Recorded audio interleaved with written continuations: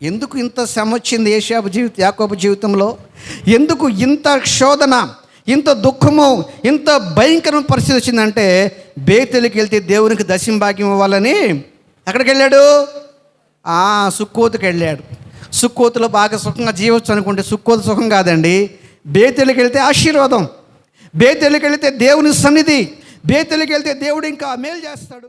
కానీ దేవునికి ఇచ్చే విషయంలో మనసు లేక కొరసబుద్ధి కలిగిన వాడై అన్నకైతే ఇచ్చాడు, కానీ దేవునికి ఎవడు లేక ఏం చేశాడంట? సుక్కోతుకి వెళ్ళాడు. సుక్కోతులో ఘోరమైనటువంటి శోధనలోకి యాకోబు కుటుంబము నడిపించబడింది. ప్రియమైన దేవుని బిడ్డలు చూడండి, తెల్లవారులు ప్రార్థన చేసి సంపాదించుకున్న ఆశీర్వాదము ప్రాణము ఇప్పుడు సుక్కోతులో ఆ ప్రాణానికి నెమ్మది ఉందా? ఆ ప్రాణానికి సమాధానం ఉందా? నెమ్మది లేదు. దేవుడిచ్చిన ఆశీర్వాదకరమైన ప్రాణంలో నెమ్మది లేదు, సమాధానం లేదు. వేదన, కుమార్తె విషయంలో వేదన, అందరిద్దరు కలిసి ఆ ప్రజలను చంపేశారు, ఆ విషయంలో వేదన. ఇప్పుడు బయలుదేరాడండి. ఎక్కడికి? బేతేలుకు బయలుదేరాడు. బేతేలుకు ముందే వెళ్తున్న శోధనలు వచ్చాయా? ఆత్మీయ జీవితంలో మనం ఒక రాంగ్ స్టెప్ వేస్తే ఆ శోధన వర్ణాతీతం. అది ఎప్పుడు గుర్తొచ్చినా మనం ఏం చేస్తామంట?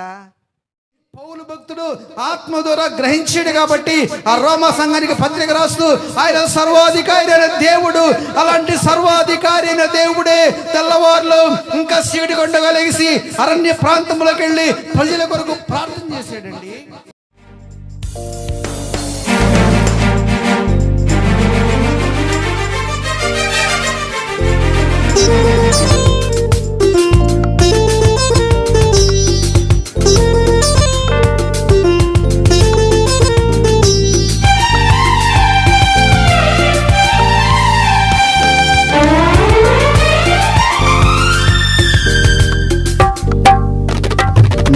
స్తుతికి కారణభూతుడా, నీ కృపతో విమోచించితివే. నా స్తుతికి కారణభూతుడా, నీ కృపతో విమోచించితివే. యేసయ్య మనోహరుడా, నిన్ను రుచి చూచి ఎరిగితిని. యేసయ్య మనోహరుడా, నిన్ను రుచి చూచి ఎరిగితిని. Praise the Lord. హల్లెలూయా. దేవుని నామానికి మహిమ కలుగునుగాక. నాకు అవకాశం ఇచ్చిన దేవునికి, నన్ను ఇక్కడికి ఆహ్వానించి మీ అందరి మధ్యలో దేవుని వాక్యాన్ని పంచుకోవడానికి నాకు ఈ సమయం ఇచ్చినటువంటి మరి పాస్టర్ రాంబాబు అన్న గారికి నా ప్రత్యేకమైన వందనాలు. నేను ఒక పాట పాడాలనుకుంటున్నాను. అంటే నాకు పాటలు రావు, అయినా మీ చర్చిలో పాడబడాలనుకుంటున్నాను నేను. అది ఒక పాట నన్ను చాలా ఆకర్షించింది. ఆ పాట నేను ఇప్పుడు పాడబోతున్నాను.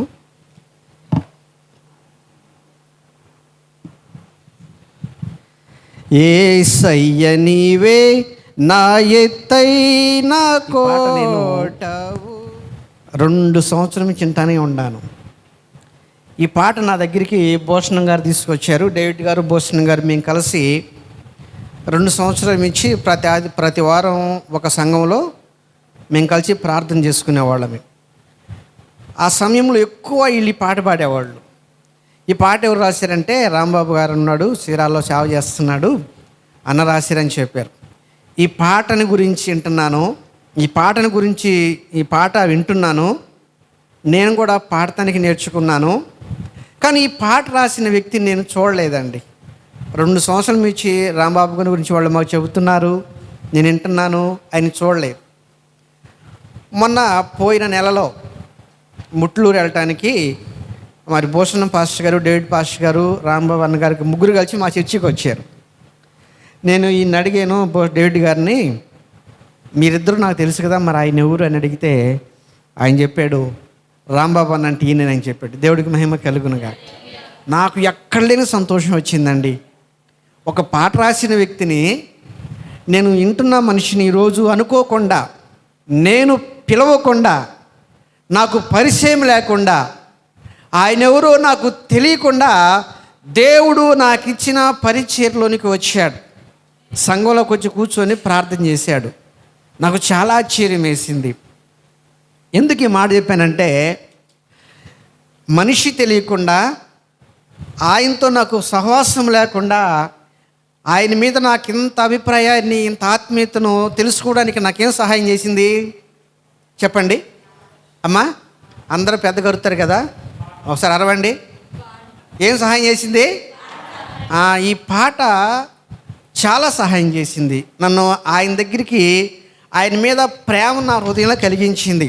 ఈయన ఎంతగా బాగా పాట రాశాడంటే అసలు ఆయన చూడాలనుకున్నాను, అనుకోకుండా దేవుడు తీసుకొచ్చాడు. ఎందుకంటే నా ఆశని దేవుడు నా ఆశలోనే తీర్చాడు. కనుక ప్రియులరా, మరి ఇప్పుడు పాట రాశాడు అయ్యగారు, దాన్ని రికార్డ్ చేయాలి. రికార్డ్ చేయాలంటే ఏం అవసరమై ఉన్నాయి అమ్మా? ధనం అవసరమైంది. అపోస్తులు పౌల్ని తన పని కొరకు పిలుచుకున్నది ఎవరు? దేవుడు పిలుచుకున్నాడు. ఆ పిలుచుకున్న పని కొనసాగిస్తుంటే ఆ కొనసాగడానికి సహకరించింది ఎవరు? సంఘము. దేవుడికి మహిమ కలుగును గాక. రేపు పాట రికార్డింగ్కి మీ బాధ్యత చాలా ఉంది. మీరు ఎంత ఇస్తారో నాకు తెలియదు. ఈ పాట కొరకు నన్ను ప్రేరేపించబడిన తర్వాత నేను కొంచెం ఎక్కువ ఇవ్వని స్థితిలో లేను. నాకున్న స్థితిలో నేను ఇప్పుడు అన్నకి కొంచెం కానుక ఆయన చేతిలో పెడతాను. ఈ పాట కొరకు అన్న చిన్న కానుక.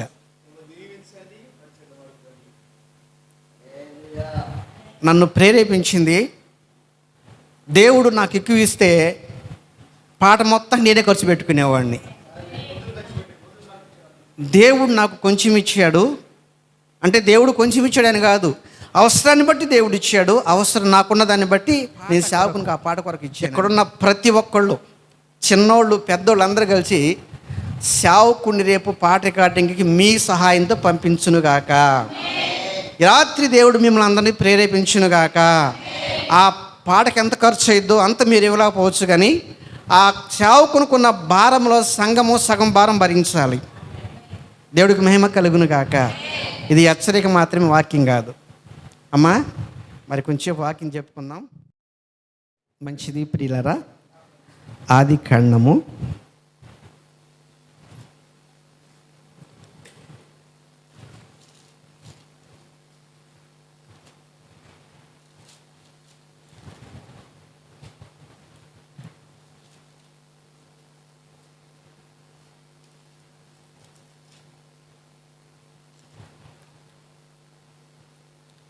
32వ అధ్యాయము 23, 24, 25 వచనాలు నేనే చదువుతున్నాను. యాకోబు వారిని తీసుకుని ఆ ఏరు దాటించి తనకు కలిగినంతయు పంపివేసెను. యాకోబు ఒక్కడు మిగిలిపోయెను. ఒక నరుడు తెల్లవారు వరకు అతనితో పెనుగులాడెను. తాను అతన్ని గెలవకుండుట చూసి తొడగూటి మీద అతన్ని కొట్టెను. అప్పుడు అతడు ఆయనతో పెనుగులాడటం వలన యాకోబు తొడ గూడవలసెను. ఆయన తెల్లవారుస్తున్నది కనుక నన్ను పోనిమ్మని అనగా అతడు నీవు నన్ను ఆశీర్వదించితే కానీ నేను నిన్ను పోనివ్వను. ఇక్కడ యాకోబు జీవితాన్ని చాలాసార్లు మీరు వినుంటారు. ఇక్కడ మరి సేవకులు కూడా చాలాసార్లు మీకు బోధించి ఉంటారు. అయినను మరి ఒకసారి నేను ఈ వాక్యాన్ని బోధించడానికి కృపనిచ్చాడు దేవుడు. చూడండి, యాకోబు జీవితంలో కొన్ని సమస్యలు యాకోబే తెచ్చుకున్నాడు. ఎవరు తెచ్చుకున్నారు? యాకోబు తెచ్చుకున్నాడు. దేవుని ఉద్దేశం ప్రకారం యాకోబు దీవించబడాలి. ఆ దీవెన మరొక విధంగా దేవుడిస్తాడు.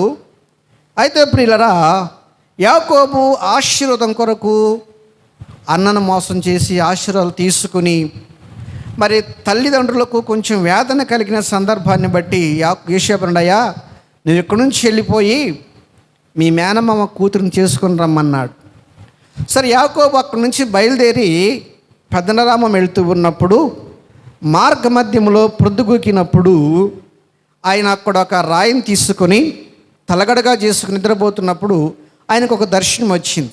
ఆ దర్శనంలో ఒక నిచ్చెన వేయబడి కిందకి మీదకి దేవతలు ఎక్కువ దిగుతుండడం చూసి యాకోబు మేలుకున్నప్పుడు భయపడము, ఈ స్థలము గొప్పది, ఇది దేవుని నివాసమే అనుకొని అక్కడ ఆ తలగడగ వేసుకున్న రాయిని తీసి బలిపీఠంగా నిలిపి దాని మీద నూనె పోసి దానికి బేతెల్ అని పేరు పెట్టి అక్కడ దేవుడు మాట్లాడాడు.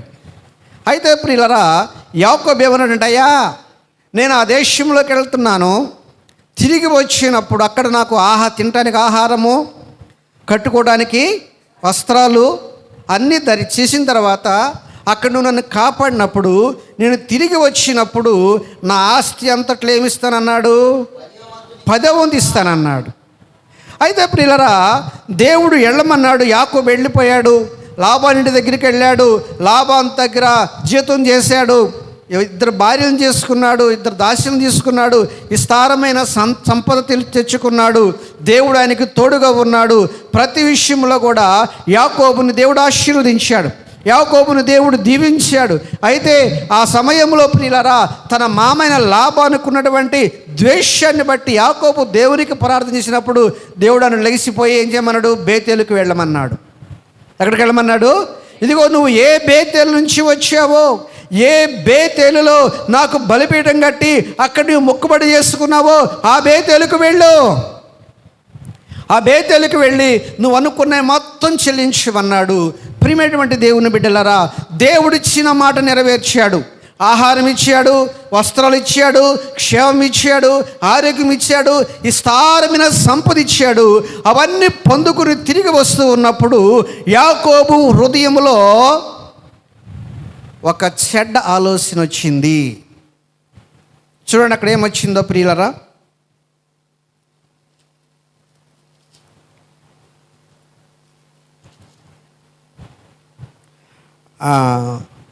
33వ అధ్యాయము చదవండి, 16వ వచనం. ఆ దినమున ఏశావు తన త్రోవను శేయిర్నకు తిరిగిపోయెను. అప్పుడు యాకోబు సుక్కోతుకు ప్రయాణమైపోయి తనకు ఒక ఇల్లు కట్టించుకొని తన పశువులకు పాకాలు వేయించెను. ఇక్కడ యాకోబు సమృద్ధిగా కలిగి క్షేమం కలిగి వస్తూ ఉన్నప్పుడు ఆ ఎగ్బోకు రేవు దగ్గర దేవునితో పెనుగులాడాడు. ఎందుకు? అన్నకి ముందుగానే కానుక పంపించాడు. గొర్రెలు, పొట్టేళ్ళు, మేకలు, పోతులు, ఒంటెలు, ఆవులు ఇవన్నీ పంపించాడు. 4 గుంపులు వేసి అన్న కానుకిచ్చాడు. యాకోబు తిరిగి వస్తున్నాడని ప్రియులరా ఏశాబుకు తెలిసినప్పుడు ఏశాబు 400 మంది తీసుకొని ఆయన ఎదుర్కోవడానికి వచ్చినప్పుడు అక్కడ ఏం జరిగిందంటే ప్రియులరా, యాకోబు జీవితంలో భయం వచ్చింది. ఎందుకంటే తను చేసిన మోసం ఇంకా హృదయంలో ఏముంది ఉన్నది, అది భయాన్ని కలిగిస్తుంది. అది యాకోబులో తొందర కలిగించింది. 27 సంవత్సరాలు అక్కడ ఉన్నప్పుడు అది ఆయన హృదయంలో ఉందేమో కానీ అక్కడ అది బయటపడలేదు. క్షేమమున్న కాడ, దేవుడు సహాయమున్న దగ్గర, ఆశీర్వాదమున్న దగ్గర, ఆ సంపదన దగ్గర యాకోబులో ఉన్న భయము బయటపడలేదు. కానీ ప్రియులరా, తిరిగి తన తండ్రి ఉన్న ప్రాంతానికి వస్తూ ఉన్నప్పుడు ఏశాబు వస్తున్నాడు వినపడినప్పుడు యాకోబు హృదయం వచ్చిందంట, భయం వచ్చింది. మనం చేసిన పాపము ఏదో ఒక సమయంలో మన జీవితంలో ఏం కలిగించింది?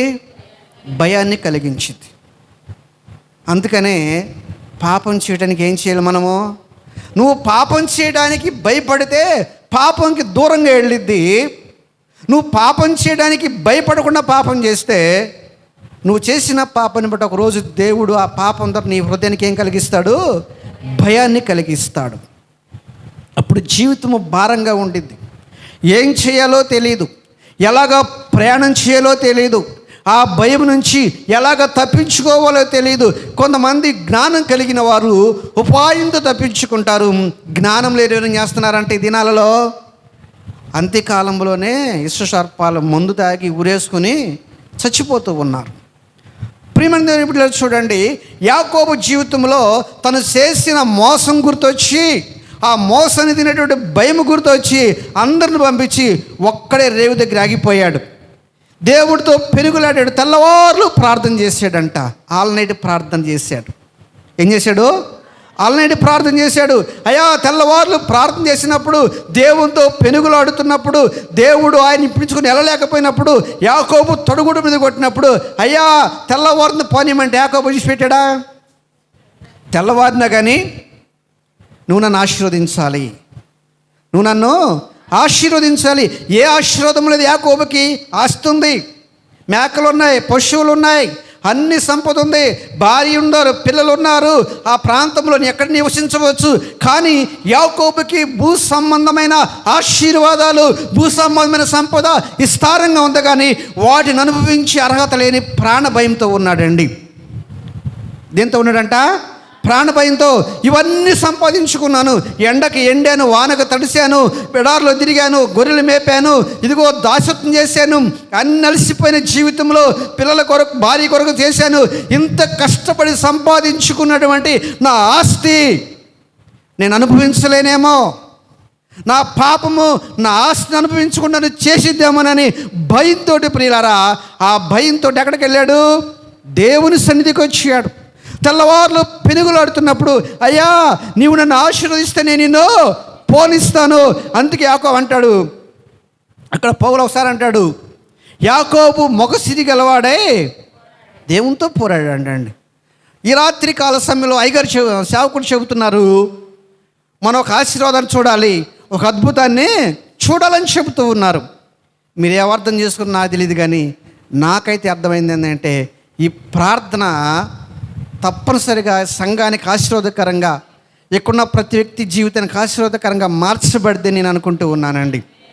యాకోబుకు అన్నీ ఉన్నాయి, అనుభవించటానికి ఉంటానో లేనో. అన్యాయంగా ఆస్తి సంపాదించేవాడు సగం ప్రాయంలో దాన్ని ఏం చేస్తాడంట? విడిచిపెడతాడంట. ఆ సగం ప్రాయంలో విడిచిపెడతానికి ఇష్టం లేకుండా బహుమానం పంపించాడు అన్నకి. సామెతగా చెబుతున్న ప్రియులారా, సాటునిచ్చి బహుమానం అంట కోపాన్ని చల్లార్చిద్దంట. అన్న కాను పంపిస్తే కోపం చల్లారింది అన్నది. కానీ ఇంకా భయమే, ఏం చేస్తాడోనని దేవుని దగ్గర పెనుగులాడి, ప్రియులారా, దేవుని దగ్గర దీవించి ఆశించబడగా తన ప్రాణాన్ని ఏం చేశాడంట? దక్కించుకున్నాడు. దేవుడు వెళ్ళేటప్పుడు మేలు చేశాడు, అన్న ద్వారా తప్పించి ప్రాణాన్ని కాపాడి ఆశీర్వాదం ఇచ్చాడు. కానీ ఎప్పుడు యాకోబు ఎక్కడికి వెళ్ళాలి? వాస్తవంగా ఎక్కడికి వెళ్ళాలి యాకోబు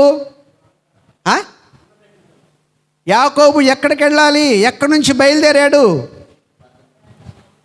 ఎక్కడికి వెళ్ళాలి యాకోబు? దేవుని స్తోత్రం. మీరు అందరు ఎక్కడే ఉన్నారా? ఎక్కడికి వెళ్ళమన్నాడు దేవుడు? చెప్పిన వాళ్ళకి 10 రూపాయలు ప్రైజ్, బహుమతి. దేవుడు ఎక్కడికి వెళ్ళమన్నాడు? చెప్పకపోతే నాకే ఉండిద్ది. చప్పుడు కొట్టండి పాషమ్మ గారికి. బేతేలుకి వెళ్ళమన్నాడండి. అక్కడ దేవుని మాట ప్రకారం వెళ్ళాడు, దీవించబడ్డాడు. వచ్చేటప్పుడు లాభాన్ని దేవుడు ఆపాడు, ఇక్కడ ఆశీర్వదించాడు. ఇన్ని విధాలుగా మేలు చేసి, ఇంతగా అభివృద్ధిపరిచి, ఆశీర్వదించి, ఇంతగా దేవుడు సహాయం చేసిన యాకోబు బేతేలుకి వెళ్ళమంటే ఎక్కడికి వెళ్ళాడంట? సుక్కోతుకు వచ్చాడంటండి. ఎక్కడికి వచ్చాడు? సుక్కోతు ప్రయాణం అయిపోయి అక్కడ ఇల్లు కట్టించుకున్నాడు, పాకలు ఎంచుకున్నాడు, అక్కడ ఉన్నాడు. ప్రియులరా, అయితే చూడండి, దేవుని మాట ధిక్కరించినందుకు యాకోబుకి జీవితంలో ఏమొచ్చింది? దీనా వెళ్ళి ఆ ఊరు చూద్దామని వెళ్ళిపోయింది. ఆ ఊరిని పరిపాలించే ఆ రాజు కొడుకు ఆమెతో పాపం చేశాడండి. నువ్వు ఎంత దీవించబడ్డా, దేవుడు నీకెన్ని విధాలుగా సహాయం చేసినా, దేవుని మాట పిడచెవినా, మనకి దేవుడు మేలు చేస్తే ఏం చేస్తాం చెప్పండి? మేలు చేస్తే దేవుని కృతజ్ఞత కలిగి ఉంటాం, ఇంకా భక్తిలో అభివృద్ధి పొందుతాం, ప్రార్థన చేస్తాం, సేవకులు సహాయకరంగా ఉంటాం. ఇలాంటి కార్యాలు చేయకుండా ఆయన సుక్కోతుకి వెళ్ళిపోయాడు. సుక్కోతుకి వెళ్ళటం ద్వారా తన కుటుంబానికి ఏమొచ్చిందంట? శోధన. దేవుని మాట వినకుండా తప్పిపోతే శోధనే జీవితంలో. దేవుని మాట వినకుండా తప్పిపోతే వేరే మార్గాన్ని వెళితే ఆ మార్గంలో శోధన వచ్చింది, మరణం వచ్చింది, ప్రమాదం వచ్చింది. ప్రియులరా, దీనాన్ని ఆ దేశపు రాజకుమారుడు పాపం చేసినప్పుడు అన్నలిద్దరు ఏం చేశారంట? ఊరుకున్నారా? ఆలోచన బలికి కపటంగా వాళ్ళని ఒప్పించి కత్తులు తీసుకుని మొత్తాన్ని చంపేశారండి. ఎందుకు ఇంత శ్రమ వచ్చింది యాకోబు జీవితంలో? ఎందుకు ఇంత శోధన, ఇంత దుఃఖము, ఇంత భయంకరమైన పరిస్థితి వచ్చిందంటే, బేతేలుకి వెళ్తే దేవునికి దశంభాగ్యం ఇవ్వాలని ఎక్కడికి వెళ్ళాడు? సుక్కోతుకి వెళ్ళాడు. సుక్కోతులో బాగా సుఖంగా జీవచ్చు అనుకుంటే సుక్కోతు సుఖం కాదండి. బేతేలుకి వెళ్తే ఆశీర్వాదం, బేతేలుకి వెళ్తే దేవుని సన్నిధి, బేతేలుకి వెళ్తే దేవుడు ఇంకా మేలు చేస్తాడు.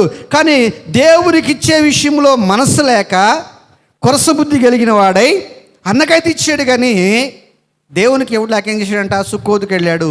సుక్కోతులో ఘోరమైనటువంటి శోధనలోకి యాకోబు కుటుంబము నడిపించబడింది. ప్రియమైన దేవుని బిడ్డలు చూడండి, తెల్లవార్లు ప్రార్థన చేసి సంపాదించుకున్న ఆశీర్వాదము ప్రాణము ఇప్పుడు సుక్కోతులో ఆ ప్రాణానికి నెమ్మది ఉందా? ఆ ప్రాణానికి సమాధానం ఉందా? నెమ్మది లేదు. దేవుడిచ్చిన ఆశీర్వాదకరమైన ప్రాణంలో నెమ్మది లేదు, సమాధానం లేదు. వేదన, కుమార్తె విషయంలో వేదన, అందరిద్దరు కలిసి ఆ ప్రజలను చంపేశారు, ఆ విషయంలో వేదన. ఇప్పుడు బయలుదేరాడండి. ఎక్కడికి? బేతేలుకు బయలుదేరాడు. బేతేలుకు ముందే వెళ్తే శోధనలు వచ్చాయా? ఆత్మీయ జీవితంలో మనం ఒక రాంగ్ స్టెప్ వేస్తే ఆ శోధన వర్ణాతీతం. అది ఎప్పుడు గుర్తొచ్చినా మనం ఏం చేస్తామంట?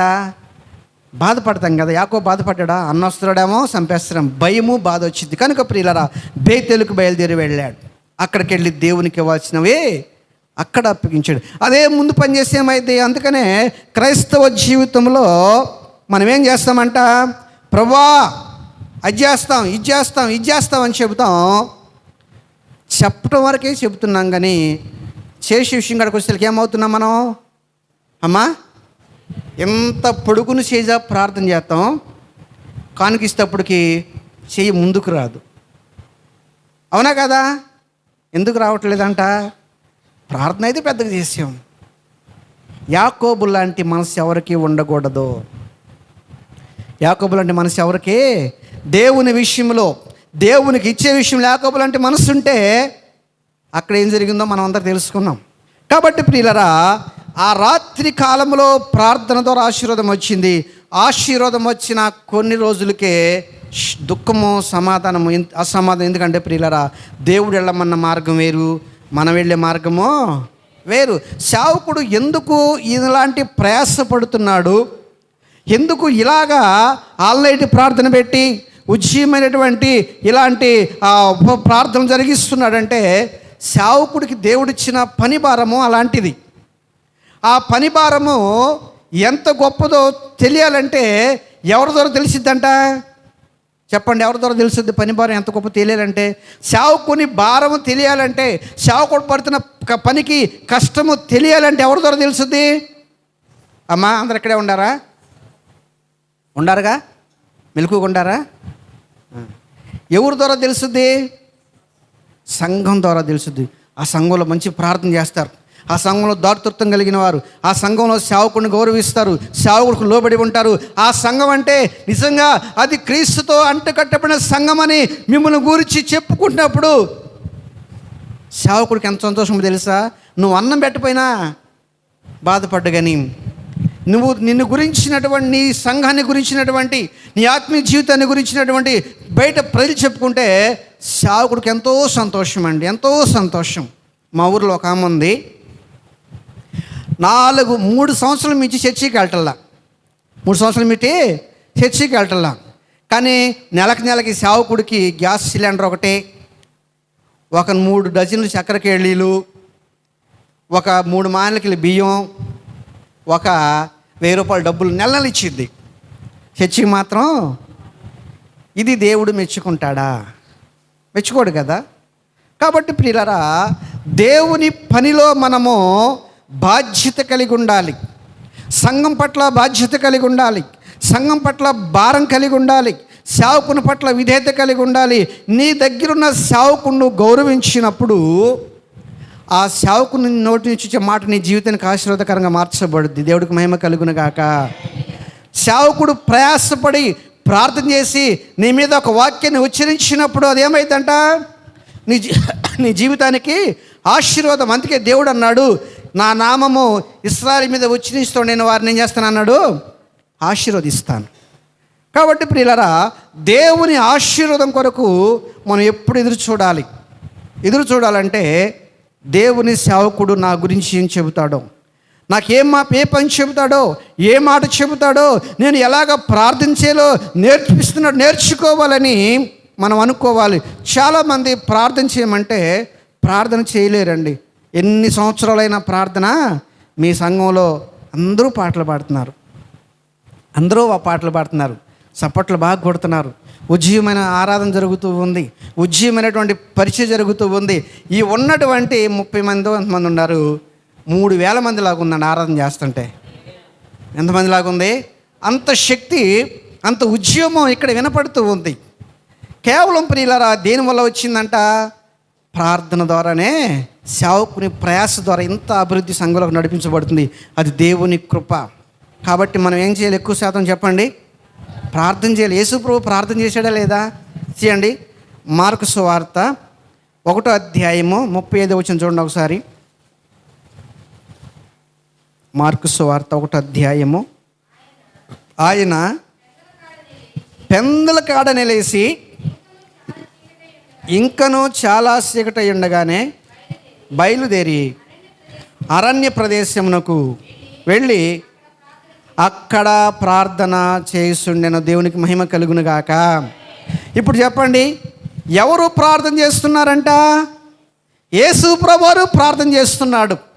ఆయన ఎప్పుడు లేచాడంటే పెందల కాడ లేచాడంట, చీకటితో లెగిసి చాలా చీకటి ఉండగానే బయలుదేరి అరణ్య ప్రదేశంలోకి వెళ్ళి అక్కడ ప్రార్థన చేస్తుండెను. ప్రభువు చీకటితోనే లేచాడు. ఎంతో శ్రద్ధ కలిగి తను వచ్చిన పని నెరవేర్చడం కొరకు, ప్రజలకు సువార్తను ప్రకటించడానికి, వారికి ఉన్న రోగాలు తొలగించడానికి, వారికి ఉన్న సమస్యలు తొలగించడానికి యేసు ప్రభువు భూలోకంలో జీవించి ఉన్న దినాలలో యెరూషలేము పట్టణం, ఇశ్రాయేలు దేశంలో ఘోరమైన కరువు ఉంది. తెలుసా మీకు ఆ విషయం? రోమా సామ్రాజ్యం, రోమా సైనికులు పరిపాలిస్తున్నారు, సీజర్ చక్రవర్తి పరిపాలిస్తున్నాడు, పిలాతు ఏ రోజులు గవర్నర్లుగా ఉన్నారు. ఆ కాలంలో ఆ దేశంలో చాలా కరువు ఉందండి. ఎక్కువ మంది ప్రజలు యేసు ప్రభు దగ్గరికి ఎందుకు వచ్చారంటే ఆయన రొట్టెలు పెడతాను కాబట్టి ఆకలి తీర్చుకోవడానికి వచ్చారు, కానీ ఆయన మీద ప్రేమతోటి రాలేదు. ఆ కరువు ప్రదేశంలో, ఆ కరువు ఉన్న సమయంలో యేసు ప్రభువు ఉన్నాడు. ఆయన చీకటితో లేచి పెందల కాడ లేచి అరణ్య ప్రదేశంలోకి వెళ్ళి ప్రార్థన చేసాడంటండి. ఎవరైనా? యేసయ్య అంటే ఎవరు? రక్షకుడు, దేవుడు కదా, ఆయనే దేవుడు. అందుకనే పౌలు అంటాడు, ఒకసారి ఈ మాట చెప్పి నేను ముందుకెళ్తాను. కొరింథీ రాసిన రోమాపత్రిక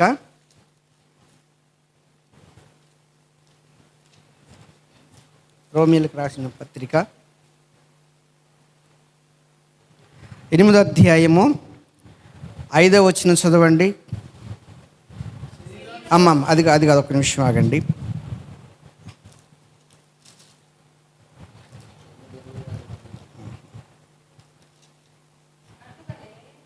ఒక్క నిమిషం ఆగండి.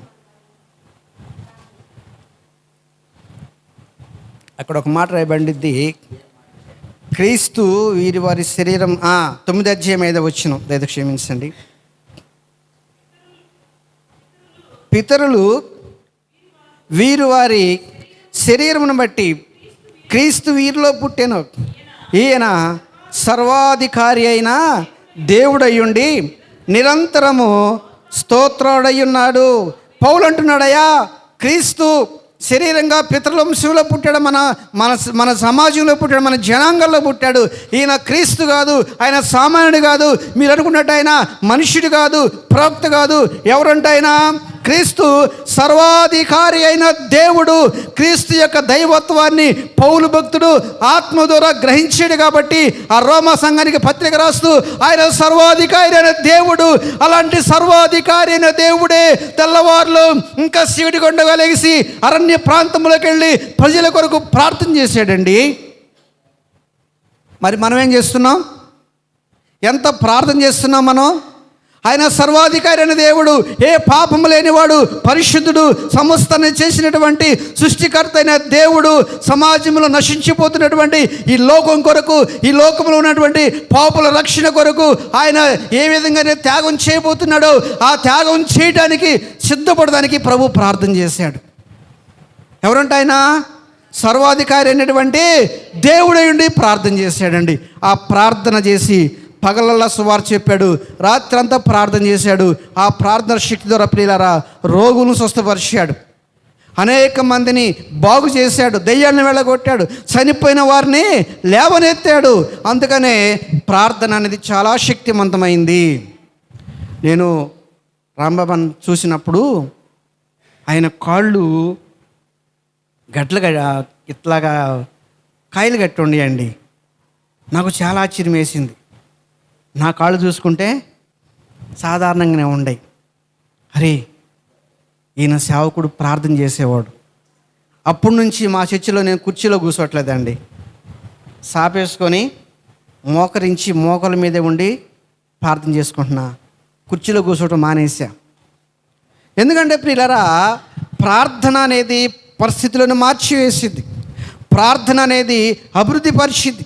ప్రార్థన అనేది దేవునితో మన సహవాసాన్ని దగ్గరకు తీసింది. కాబట్టి ఆయన తెల్లవార్లు ప్రార్థన చేసేవాడంట.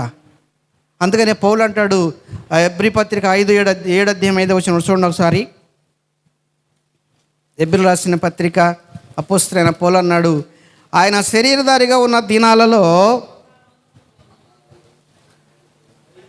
5:7 చదవండి అమ్మా.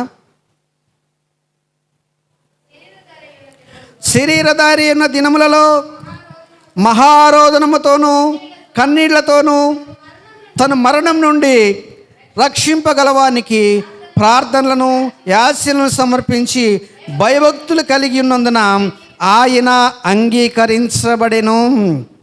యేసు ప్రభు ఎవరని చెప్పుకున్నాం ఇప్పుడు మనము? చెప్పండి, యేసు ప్రభు ఎవరని చెప్పుకున్నామో? సర్వాధికారి అయినా దేవుడు. మీరు వాక్యం వింటున్నారా, నాయకు చూస్తున్నారా? నేను ప్రశ్న వేస్తాను, నాకు అలవాటు సంఘంలో చెప్పాలా. ప్రశ్నకు సమాధానం చెబితే మీరు వాక్యం వింటున్నట్టు, నాయకు చూస్తే నన్ను చూసినట్టు వాక్యం విన్నట్టు. నాయకు చూస్తే ఏ ఉపయోగం లేదు, వాక్యం వింటే ఉపయోగం ఉండేది. ఆయన సర్వాధికారి అయిన దేవుడు అని పౌలు చెప్పాడు. ఆయన గురించి రాస్తున్నాడు, శరీరధారైన దినాల్లో మహారోదనతోనూ కన్నీళ్లతోనూ తను మరణం నుండి రక్షింపగలవానికి ప్రార్థనలను యాసలు సమర్పించి భయభక్తులు కలిగి ఉన్నందున. బాబు, ఎంత గొప్ప మాట రాశాడండి. యేసు ప్రభు వారు భయభక్తులు కలిగి ఉన్నాడంట. ఎందుకు ఆయన పొరపాటు చేశాడు? ఆయన ఏం చేశాడు? అంత పరిశుద్ధుడే, మహోన్నతుడే, సృష్టికర్త అయిన దేవుడే, కాకపోతే మానవ శరీరం ధరించాడు. ఈ మానవ శరీరము ఏం చేసిందంట?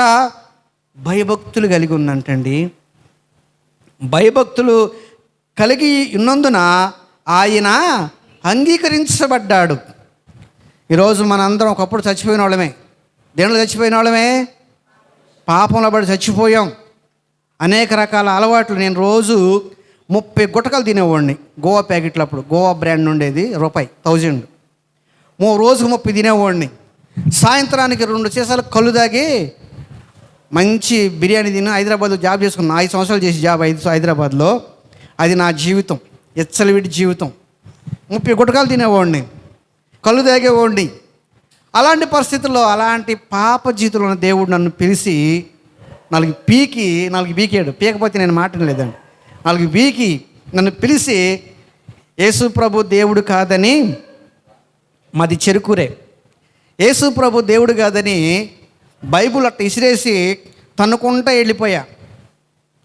ఏ బైబుల్ని అయితే తన్నుకున్నానో, ఎవరైతే యేసు ప్రభు దేవుడు కాదనుకున్నానో ఆయన నన్ను పిలిచి 4 పీకి, ఈ బైబిల్ బోధించు, నేను దేవుడినని చెప్పు, దేవుడికి మహిమ కలుగును గాక. ఈ బైబిల్ బోధించు, నేను దేవుడినని చెప్పు. ప్రభా, నేను చెప్పలేను ప్రభా. అయితే మంచంలో పడి 52 రోజులు మంచంలో ఉండాలి, లేకపోతే ఉద్యోగం చేసుకుంటా బలహీనత వచ్చింది. అలాగే ఉండిపోయి అందరూ చచ్చిపోతే అనుకున్నారు. కానీ నన్ను దేవుడు చంపలేదండి. ఆ 52 రోజులు విధేయత నేర్పాడు దేవుడు నాకు.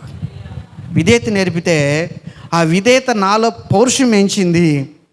దేవుని కొరకు గట్టిగా వాక్యం చెప్పాలి, ఆయన మాట నేను గట్టిగానే బోధించాలి అనేటువంటి ఉద్దేశంతో ప్రియులారా పాటలు పాడటం రాదు, డ్రమ్ కొడతాం రాదు, ఆరాధన చేయడం అసలే రాదు.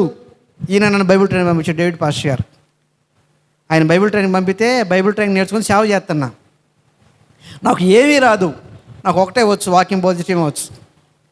కాబట్టి ప్రియులారా, అలాంటి పరిస్థితుల్లో దేవుడు నన్ను రక్షించాడు. ఇప్పుడేం చేశాను? నాలాగా ఎంతమంది అభాగ్యులు ఉన్నారయ్యా అని వాళ్ళ కోసం విజ్ఞాపన చేస్తా ఉన్నా. వాళ్ళ కోసం కన్నీరుగా అరుస్తున్నా. యేసు ప్రభువుడు జ్ఞాపం చేశాడంటండి.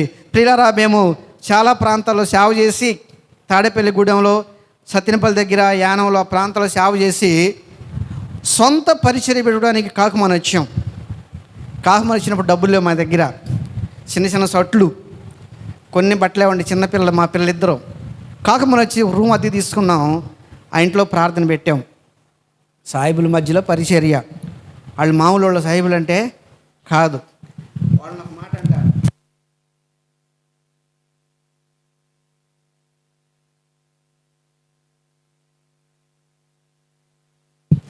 2 రోజులు ఆహారం లేదు, నా పిల్లలు చిన్నపిల్లలు ఆహారం లేదు, ఆకలి అవుతుంది, చుట్టుపక్కల చుట్టాలు ఉండరు, ఎవరింటికి వెళ్ళలేదు. అలాగే ప్రార్థన చేసాం. అప్పుడు ఒక ప్రార్థన చేసాం, ప్రభువా మేమేదైనా పాపం చేసామేమో. ఆ ప్రార్థనలో కన్నీరు వచ్చింది. ఆ 2వ రోజు సాయంత్రం సుభాష్ ఒక ఆమె గోధుపిండి, ఆ కోటలు ఇచ్చిన పామాయిల్ ప్యాకెట్ కూర్చితే వండుకు తిన్నాం. ప్రియులారా, ఇలాంటి పరిస్థితుల్లో దేవుని పరిచర్యలో చేస్తున్నప్పుడు దేవుడు దాన్ని ఆశీర్వదించాడు. దీనివల్ల ఎందుకు జరిగిందంటే ప్రార్థన ద్వారానే జరిగింది. దేవుడికి మహిమ కలుగును గాక. డబ్బులుండి చేయలేదు, బంధువులు చేయలేదు, కానీ ప్రార్థన ద్వారా దేవుడు ఆ సంఘాన్ని దీవిస్తూ, మమ్మల్ని ధైర్యపరుస్తూ, బలపరుస్తూ, దాదాపు ఒక 30 మంది దాకా వస్తారు సంఘంలో. కొంతమంది సాయిబులు వెళ్ళిపోయారు. ఒక 18 మందికి ఆ సంఘంలో బాప్తిసం జరిగింది. ఎందుకు ఈ మాట చెప్పానంటే, మా పాస్టర్ గారు మీ వెనకమలే ఉన్నారు. ఆమె చిన్నప్పటి నుంచి ఇదిగో ఎంత పిల్లకాడ నుంచి ప్రార్థన చేసిద్ది, నాకు తెలీదు, ప్రార్థన చేసిద్ది, ఆమె ప్రవశించిద్ది. ఆమె ప్రవశించిన దాన్ని బట్టి వాళ్ళ పాస్టర్ గారు 40 సంఘాలు కట్టుకున్నాడు. ఎన్ని సంఘాలు? 40 సంఘాలు కట్టాడు. నేనేమన్నా లోకంలో ఇటుకంతే సెన్న అయిపోయిన తర్వాత దేవుడు పిలితే వచ్చి ఆ బైబుల్ పట్టుకున్నా. నాకు ఇది ఒకటే తెలుసు. ప్రియులారా చూడండి, ఇలాంటి కష్ట పరిస్థితుల్లో మోకరి మీద ప్రార్థన చేసినప్పుడు దేవుడు అక్కడ సంఘాన్ని స్థిరపరిచాడు. ఎందుకంటే సంఘము ప్రార్థన చాలా అవసరమైంది. పేతురు చెరసాల్లో ఉన్న పుస్తకాన్ని 12:3-4 వచనాల్లో పేతురు చెరసాల్లో ఉన్నాడు. సంఘం ఏం చేసిందంట? అత్యాశక్తితో ప్రార్థన చేసింది. సంఘము ప్రార్థన ఆ రోజు పేతుర్ని చెరసాల నుంచి విడిపించింది. సంఘము ప్రార్థన ఆయన మరొక ప్రాంతానికి వెళ్ళి సువార్త ప్రకటించడానికి సహాయపడింది. సంఘము ప్రార్థన పేతురు మరణం నుంచి విడిపించబడ్డాడు. సంఘము ప్రార్థన ద్వారా పేతురు సువార్తను ప్రకటన చేశాడు. ఆ రోజు చనిపోతే సువార్త చేసేవాడేనా? కాదు. అందుకనే ప్రియులారా, సంఘము సేవకునికి ఎంత సహారంగా ఉండాలంటే ఎంతైనా సహారంగా ఉండాలి. దేవుడికి మహిమ కలుగును గాక. ఏదో మేము వస్తున్నాం, అయ్యగారు 2 మాటలు చెబుతున్నాడు, 2 పాటలు పాడుతున్నాడు, వాయిద్యాలు వాయిస్తున్నారు, కాసేపు ప్రార్థన చేస్తున్నావు, ఈరోజు సరిపోయింది అనుకోవటం కాదు. కానీ నువ్వు క్రైస్తవ జీవితము ప్రారంభించిన దగ్గర నుండి, సేవకుడు ద్వారా నువ్వు దేవుని దగ్గర నడిపించబడి దగ్గర నుండి, నీవు ఈ లోకంలో నుంచి దేవుని రాజ్యానికి వెళ్ళేంతలో సంఘంలో నీకు బాధ్యత ఉంది. నీ బాధ్యత నువ్వు నెరవేర్చాలి. కష్టమైన అది దుఃఖమైన, కష్టమైన, వేదనైన, ఎన్ని ఆటంకాలు ఉన్నా సంఘం నీకున్న బాధ్యత ఏం చేయాలంట? నెరవేర్చాలి. పేతురు కోసం చేసిన సంఘం ప్రార్థన విన్నాడు కదా, మరి మన ప్రార్థన దేవుడు వినడా? అలాంటి సంఘంగా మనం ఎందుకు ఉండకూడదు? అలాంటి పౌరుషం కలిగిన సంఘంగా, పట్టుదల కలిగిన సంఘంగా మనం ఎందుకు ఉండకూడదు? ఉండాలా వద్దా? ఉండాలందరూ వాళ్ళు చెప్పండి హల్లెలూయా. ఇప్పుడు చేతులు ఇట్లా ఎగవాలి, ఇట్లా అవ్వకూడదు. మనం పాము పడిగలం కాదండి, సజీవుడైన దేవుని పిల్లలమే. పక్షిరాజు రెక్కలాగా మన రెక్కలు ఎలాగ వేయాలంట? ఇలాగ వెళ్ళాలి, ఇలాగ అనకూడదు. అర్థమైందా? కాబట్టి ప్రియులారా, ప్రార్థన అనేది చాలా విలువైంది. ఇక్కడ చూడండి, యాకోబు రాత్రంతా పెనుగులాడి ప్రాణాన్ని కాపాడుకున్నాడు. యేసు ప్రభు రాత్రంతా ప్రార్థన చేసి సువార్తను పడి అనేక మందికి మేలు చేసి సిలువలో తను చేయబోయే త్యాగం కొరకు సిద్ధపడ్డాడు. సంఘం చేసిన ప్రార్థన పేతురు ప్రాణాన్ని. మరి మనం చేసే ప్రార్థన ఎలాగుండాలనుకుంటున్నారు? ఎలాగుండాలనుకుంటున్నారు అమ్మా? ఎంతమంది ఉన్నారు? ఏమనుకో బాకండి, లెక్కేస్తానమ్మా. 1 2 3 4 5 6 7, మా పాఠం మనం తీసి పడేయండి. 6 7 8 9 10 11 12 13 14 15 16 17 18 19. అయ్యగారు ఇంక వస్తారండి. పగలు ఒక 50 మంది ఉంటారు కదా, 50 మంది ఉంటారు. ఈ 50 మంది ఈ సంవత్సరంలో ఏం చేయాలట అమ్మా? ఏం చేయాలా? 100 మందిని చేయాలా? ఏం చేయాలా? 100 మంది చేయాలంటే నువ్వు మోక్కరు మీద ప్రార్థన చేయాలి. నువ్వు పిలవ అవసరం లేదు. ఒక వ్యక్తిని దృష్టిలో పెట్టుకొని, ప్రభా అతను మార్చు, ఆమెను మార్చు, నువ్వు తీసుకురావు ప్రభాని నువ్వు రోజు ప్రార్థన చెయ్యి. నీ ప్రార్థన పరలోకాన్ని తట్టిద్ది. దేవుని ఆత్మ వాడి హృదయాన్ని తట్టి, ఆమె హృదయాన్ని తట్టి, శిలువ సాక్షి పరిచయలు జరుగుతున్నాయి. సిరాలో ఉన్న ప్రజలందరూ పరుగెత్తుకు రావాలి ఇక్కడికి. దేవునికి మహిమ కలుగునుగాక. అలాంటి బలమైన ప్రార్థన మనం చేయాలి. ఆల్నైట్ ప్రార్థన అంటే ఉజ్జీవమైన యేసన్న గారి సేవ ఆల్నైట్ ప్రార్థన ద్వారానే విస్తరించిందండి. కనుక మరి ప్రతి నెల 5వ తారీఖు ఇక్కడ జరుగుతున్న ఆల్నైట్ ఈరోజు కొద్దిమంది ఉన్నారు. వచ్చే నెలలో ఎంతకంటే 200 మంది సంఘంలో ఆల్నైట్ ప్రార్థనలో ఉండాలి. దేవుడికి మహిమ కలుగునుగాక. హల్లెలూయా. ప్రియులారా, ప్రార్థన చేయండి. సేవకులకి సహకారిగా ఉండండి. ఆయన పడుతున్న ప్రయాసలో మీ వంతు ప్రయాస మీరు సహాయపడండి. దేవుడు తప్పక మీ కుటుంబాలను దీవిస్తాడు, మీ పనులను దీవిస్తాడు. మీరు ఏ స్థలంలోకి వెళ్ళి వచ్చినా క్షేమను ప్రయాణమిస్తాడు. ఎందుకంటే దేవుడు మిమ్మల్ని చూస్తున్నాడు, మీ హృదయాలు చూస్తూ ఉన్నాడు. మీ కొరకు ప్రార్థన చేసే సేవకులు ఇక్కడ ఉన్నారు. ఈరోజు మన పేరు తెలియదు, మన ఊరు తెలియదు, టీవీలో కనపడకలు ఏమంటామంట, అమ్మో ఎంత బాగా చెబుతున్నాడో, ఏం చెబుతున్నా ఆయనకి తెలియదు, ఏమింటుందో ఈయనకి తెలియదు. బాగా చెబుతున్నాడయ్యా. ఏం బాగా చెబుతున్నాడు? ఏం బాగా చెబుతున్నాడు తెలియదు. వీళ్ళు ఎలాంటి వాళ్ళు చెప్పమంట? ఇష్టోళ్ళు పిల్లలు తెచ్చి యేసు ప్రభునరే బాబు, యేసు ప్రభుని ఏం చేయమంటావు? సిలువేయండి, సిలువేయండి, సిలువేయండి. ఎందుకు? ఆయన ఎందు ఏ దోషం కనపడలేదు, ఆయన సిలువేయండి. ఎందుకేలేవుడు తెలియదు. కానీ ఏం చేస్తున్నానంట, పడిపోయినాడు మాట ఎవరు విన్నారు చెప్పండి అమ్మా? పడిపోయినాడు మాట ఎవరు విన్నారు? మీకు ఒక చిన్న టెస్ట్ పెడుతున్నా. పడిపోయినాడు మాట ఎవరు విన్నారు? పడిపోయేవాళ్ళు విన్నారు, పారిపోయేవాళ్ళు విన్నారు. పడిపోయింది ఎవడు? సాతానుగాడు. ఆ రోజు యేసుప్రభు చచ్చిపోయిన తర్వాత చెదిరిపోయింది ఎవరు? యూదులు. ప్రపంచం మొత్తం చెదిరిపోయారు. ఇప్పుడు వరకు చేరుకోలేదు. మన దేశంలో, మన జిల్లాలో కూడా ఉన్నారంటే ఇక్కడ. పడిపోయినోడు మాట పడిపోవటానికి, పారిపోవటానికి వాళ్ళు విన్నారు, యేసుప్రభుని సిలువేయండి. అలాంటి ప్రాంతాలకు వెళ్ళి ఏం బాగా చెప్పాడు అనుకున్న వాళ్ళు కూడా ఇలాంటి వాళ్ళంట. చెప్పండి, పారిపోయాడు. నీ ముఖం తెలుసా? నీ పేరు తెలుసా? నీ ఊరు తెలుసా? తెలియదు. అయ్యగారు ఇదిగో నేను నీకు పంపిస్తున్నా కవరు. ఎక్కడికెళ్ళాలి అమ్మా? ఎక్కడికెళ్ళాలి కవరు? నీ కొరకు మోకరించి ఉపవాసం ఉండి ప్రార్థన చేస్తున్నాడు నీ సేవకుడు. నీ కొరకు భారం కలిగి ఉన్నాడే, నీ కొరకు ఏడుస్తున్నాడే, ఉపవాసాలు ఉంటున్నాడే, కాళ్ళు మచ్చలుగా అయినా ఏమీ లేకపోయినా ప్రభువా అని విలపిస్తూ ఉన్నాడే. ఆ సేవకుడిని మర్చిపోయి షూటు బోడేసుకొని టీవీలో కనపడంగలే కలర్ మోసపోయి, ఆ కలర్కి మోసపోయి మీరు కళ్ళేనిలాగా ఉండొద్దు. ఎలాగ ఉండొద్దంట? కలర్కి మోసపోయి కళ్ళేనిలాగా ఉండొద్దండి. సేవకుని ప్రయాసను గుర్తించండి. చాలామంది అదే చేస్తున్నారు. మా చర్చిలో ఒక ఆమె మానేసింది. ఆమె ఒక ఆయన అంటే టీవీలో కనపడి, ఇదిగో నీ అకౌంట్లో డబ్బులు పడితే బ్యాంక్ కోసం చేయబెట్టమన్నాడంట. ఇవేం చేసింది? భర్తను తన్ని ఎలగొట్టింది. ప్రార్థనలు బ్యాంక్ గారు బ్యాంక్ కోసం చేయబెట్టి నిలబడింది. ఆయన ఏమన్నా టీవీలో ప్రార్థన చేశాడు. వారం అయింది, డబ్బులు పడలా. 2 వారాలైన డబ్బులు పడలా. 3 వారం డబ్బులు పడలా. 4వ వారం ఏకంగా హైదరాబాద్ పోయిందండి. పోతే ఆయన అన్నాడంట, అమ్మ ఎంత తెచ్చావు కానుకున్నాడంట. ఇదేందయ్య గారు బ్యాంకులో పడితే తెద్దామని తెస్తాను. ఆయన అన్నాడంట, నువ్వు ఇస్తే బ్యాంకులో ఎత్తాను అన్నాడంట. ఏమన్నాడు? నువ్వు ఇస్తే నేను ఇస్తే బ్యాంకులో ఎత్తావా అని తిరిగి వచ్చిందండి. నాకు తెలిసి గట్టిగా ఇచ్చా. అమ్మో జాషువా పాస్టర్ గారు గట్టిగా మాట్లాడుతున్నాడు. అమ్మా ఇక్కడ ఇంత పత్యం చేస్తాడు. ఇదిగో అక్కడ ఆ పాస్టర్ గారు ఏమండు, తిరిగి వచ్చినా ఏం చేసినా ఒక 10 రూపాయలు కాంగ్రెస్ ఆ చర్చికి వెళ్ళిపోయింది. పోతే పోనీ, వాక్యంలో పడినప్పుడు ఎందుకు? కాబట్టి ఇలాంటి మాయ మాటలకి మోసపోవద్దు.